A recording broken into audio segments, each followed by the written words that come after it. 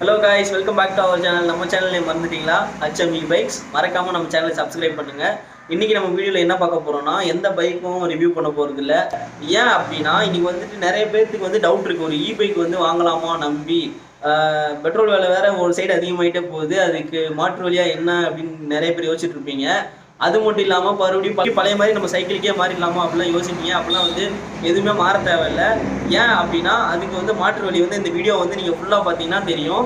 வீடியோவை கடைசி வரைக்கும் ஸ்கிப் பண்ணாம பாருங்க. அண்ட் அது மட்டும் இல்லாம அது கூட வந்துட்டு ஒரு e-bike வாங்கினா எதை பார்த்து வாங்கணும், என்னென்ன குவாலிட்டிஸ் பார்த்து வாங்கணும் அப்படிங்கிறதையும் இந்த வீடியோவில் வந்து ஃபுல்லா சொல்ல போறேன். மறக்காம கடைசி வரைக்கும் ஸ்கிப் பண்ணாம பாருங்க. அப்பதான் வந்துட்டு வீடியோ புரியும். வாங்க வீடியோக்குள்ள போகலாம்.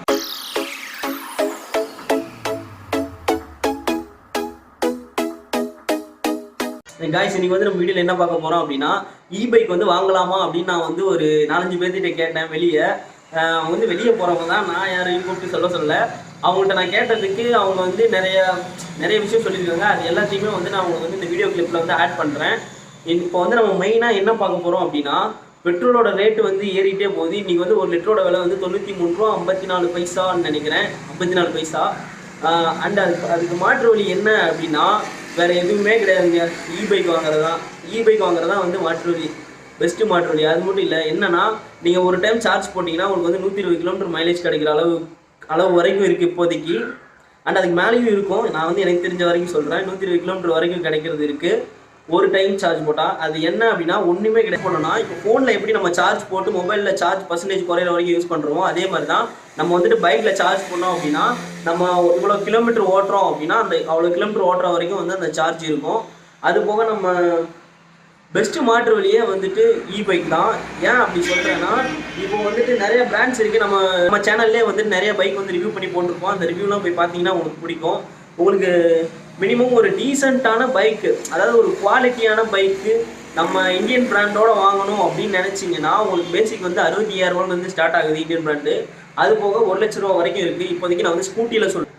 இப்போ வந்து பார்த்தீங்கன்னா நிறைய e-bikes வந்து அவைலபிளாக இருக்குது. நான் வந்து சாம்பிளுக்கு ஒரு 5-6 e-bike கம்பெனி நம்ம வந்து சொல்கிறேன். பியூர் இருக்குது, எனிக்மா இருக்குது, கொமாக்கி இருக்குது, அது மட்டும் இல்லாமல் ஒக்கினோவா இருக்குது, கௌரா இருக்குது, பிராணா வந்துட்டு இருக்கு. பிராணா வந்து இப்போ ரெடி ஆகிட்டு இருக்கு. இந்த மாதிரி இன்னும் நிறைய மாடல்ஸ் வந்து நம்ம இந்தியாவில் வந்து இப்போ வந்துகிட்டே இருக்கு புதுசாக. அதே மாதிரி இப்போ நான் சொன்ன எல்லா பைக்குக்குமே நீங்கள் வந்து இன்ஜின் பைக் வந்து வாங்கினீங்கன்னா எப்படி சேல்ஸ் அண்ட் சர்வீஸ்லாம் இருக்குமோ அதே மாதிரி நம்ம e-bikeக்கும் சேல்ஸ் அண்ட் சர்வீஸ் ஒவ்வொரு கம்பெனிலையும் அவங்களே வச்சுருக்காங்க. அதனால் வந்துட்டு நீங்கள் வந்து பயப்படாமல் தாராளமாக கண்ணை மூடிட்டு e-bike வாங்கலாம்.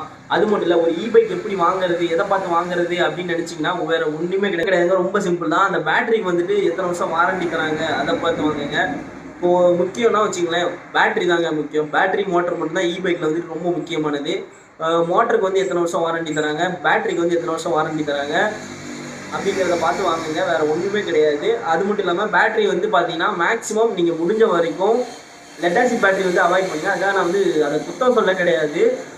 பேட்டரி வந்து முடிஞ்ச அளவுக்கு லித்தியம் அயான் பேட்டரி இருக்கிறத வாங்குங்க. அது வேற, ஏன்னா லித்தியம் அயான் பேட்டரி தான் லெட் ஆசிட் பேட்டரியோட லைஃப் டைம் வந்து அதிகமாக இருக்கும்.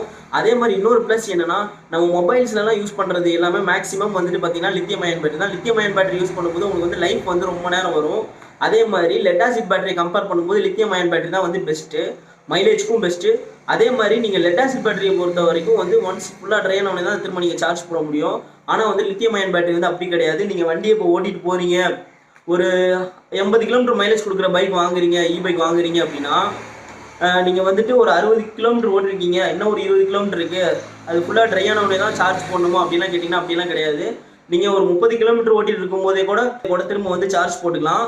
அந்த ஒரு பெனிஃபிட் இருக்குது. அதுக்காக தான் சொல்கிறது லித்தியம் அயன் பேட்டரி இருக்க மாதிரி பார்த்து வாங்குங்க. அண்ட் ஆனால் ஒவ்வொரு கம்பெனிலையுமே பேட்டரிக்கு வந்து இவ்வளோ இயர்ஸ் வாரண்டி, ஆர்எல்ஸ் நீங்கள் 40,000 கிலோமீட்டர் ஓட்டுற வரைக்கும் வாரண்டி இருக்குது, அந்த மாதிரிலாம் வந்து சொல்லுவாங்க பேட்டரிக்கு. அதனால் நீங்கள் வந்து பயப்பட தேவையில்லை. நீங்கள் ஒரு நாளைக்கு சார்ஜ் போட்டிங்க அப்படின்னா ஒரு மேக்ஸிமம் ஒரு 120 கிலோமீட்டர் கிடைக்கிற வரைக்கும் இருக்குன்னு வச்சுங்களேன். ஆவரேஜாக 120 கிலோமீட்டர்னா ஒரு நாளைக்கு வந்து நீங்கள் வந்து 200 ரூபா பெட்ரோல் செலவு பண்ணுவீங்க. ஒரு நாளைக்கு 200 ரூபானா மாதம் வந்துட்டு நீங்கள் வந்து 6,000 ரூபா கேரண்டியாக மிச்சம்னா ஒரு மாதத்துக்கு 6,000 ரூபானா வருஷத்துக்கு எவ்வளோன்னு கணக்கு போடுங்க. அது மட்டும் இல்லை 3 வருஷத்துக்கு எவ்வளோன்னு கணக்கு போடுங்க.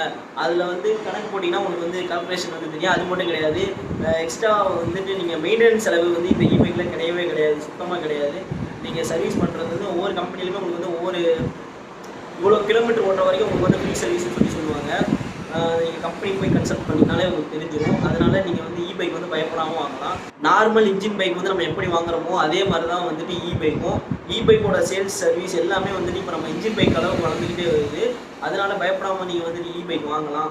என்னை பொறுத்த வரைக்கும் நீங்கள் வந்து பைக் வாங்கலாம். இது வந்து முழுக்க என்னோட ஒப்பீனியன் தான். யாரும் எனக்கு காசு கொடுக்கல வீடியோ பண்ண சொன்னீங்கன்னா கண்டிப்பாக கிடையாது. நான் வந்துட்டு நானாக தான் போடுறேன். இப்போ நான் யார்கிட்ட வெளியே வந்து பைக் பற்றி உங்களோட ஐடியா சொல்லுங்கள், இல்லைனா பைக் நீங்கள் வாங்குவீங்களா அப்படின்னு சொல்லிட்டு நான் கேட்டதை வந்துட்டு இந்த வீடியோ கிளிப் வந்து இந்த வீடியோவோட அப்படியே ஆட் பண்ணுறேன். அதையும் நீங்கள் பாருங்கள் கண்டிப்பாக. அது மட்டும் இல்லாமல் நான் வந்து ஒரு பைக் வாங்கணும்னா எப்படின்னு சொல்லியிருப்பேன். ஒரு பைக் வாங்கணும் அப்படின்னா எதை பார்த்து வாங்கணும்னா மெயினே பேட்டரிங்க. பேட்டரி வந்து உங்களுக்கு வந்து உங்களோட யூசேஜுக்கு ஏற்ற மாதிரி வாங்குங்க. ஒவ்வொருத்தவங்களுக்கு 60 கிலோமீட்டர் எனக்கு மைலேஜ் கிடைச்சா போதும், ஒருத்தவங்களுக்கு 80 கிலோமீட்டர் கிடைச்சா போதும், ஒருத்தவங்களுக்கு வந்து 120 கிலோமீட்டர் வேணும் அப்படின்னு நினைக்கிறவங்க உங்களோட கேட்டகரி வைஸாக இருப்பீங்க. அண்ட் ரெண்டாவது வந்து பார்த்தீங்கன்னா உங்களுக்கு வந்து யூசேஜுக்கு ஏற்ற மாதிரி பைக் வாங்குங்க. உங்களோட யூசேஜ் என்னன்னு உங்களுக்கு தான் தெரியும். நீங்கள் ஒரு நாளைக்கு ஆஃபீஸ் போயிட்டு வர்றீங்க அப்படின்னா இப்போ போயிட்டு வரதுக்கு 40 கிலோமீட்டர், போகிறதுக்காக 20 கிலோமீட்டர், வர்றதுக்கு 20 கிலோமீட்டர் அப்படின்னா நீங்கள் வந்து 40 கிலோமீட்டர் கிடைக்கிற மாதிரி வாங்குங்க.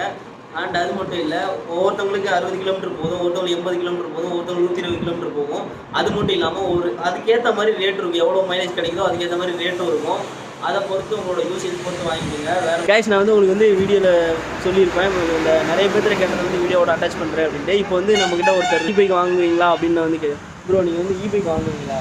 வாங்குற ஐடியாவில் தான் இருக்கிறேன். என்னோட இது விளக்கம் சொன்னீங்கன்னா வாங்கலாம்னு இருக்கிறேன். உங்களுக்கு வந்து இந்த பைக் வாங்குற ஐடியா இருக்குல்ல? வாங்குற ஐடியா இருக்குது. நான் பெட்ரோல் ஈக்குவலாக எப்படி பார்த்துக்கலாம். அதான் இப்போ வந்து பெட்ரோல் வந்து பார்த்தீங்கன்னா ஒரு லிட்டர் வந்து 93 ரூபா கிட்ட போயிடுச்சு, 94 ரூபா போயிடுச்சு. அதனால் பைக் வாங்குவீங்களா? வாங்குறதாங்க. Okay bro, thank you.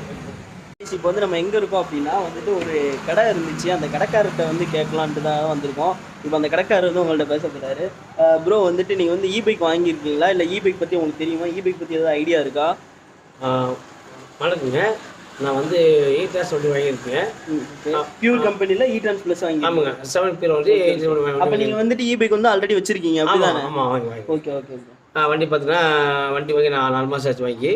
வண்டி போய் சிறப்பாக போயிட்டுருக்குங்க. சரி. இப்போ வந்து பார்த்தீங்கன்னா உங்களுக்கு வந்து பெட்ரோல் செலவு வந்து கண்டிப்பாக மிச்சம் தானே? மாதம் வந்து ஒரு கேரண்டியாக ஒரு 4000 ரூபா வரைக்கும் மிச்சம் பண்ணுவீங்க தானே? கண்டிப்பாக பெட்ரோல் செலவு மட்டும். கண்டிப்பாக. அதோட பார்த்தீங்கன்னா பெட்ரோலை விட இந்த வண்டி ட்ரான்ஸ் இப்போ எவ்வளோ மகிழ்ச்சி அடைக்கிறேன். பரவாயில்ல, எவ்வளோ வந்து சேமிங் பார்த்தீங்கன்னா நமக்கு வந்து பெட்ரோல் மிச்சம், நமக்கு காசு மிச்சம்.